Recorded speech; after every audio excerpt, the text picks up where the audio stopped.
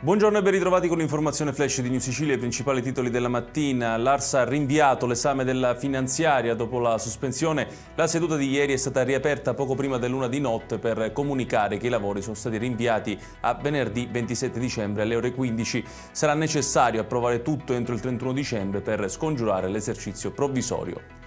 E il presidente dell'Ars, Gaetano Galvagno, ha diffuso il suo messaggio di auguri per queste festività. Abbiamo affrontato sfide significative e grazie all'impegno comune sono stati raggiunti risultati concreti. Bisogna però migliorare e si lavorerà per questo, ha sottolineato Galvagno.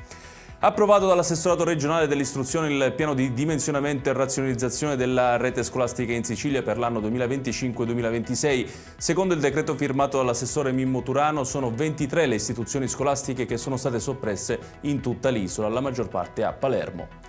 Arrestata una coppia di spacciatori a Enna, i due si trovavano a bordo della loro auto quando sono stati fermati dalla polizia che, ispezionando il veicolo, ha rinvenuto un pacco contenente oltre 2 kg di hashish divisi in 21 panetti.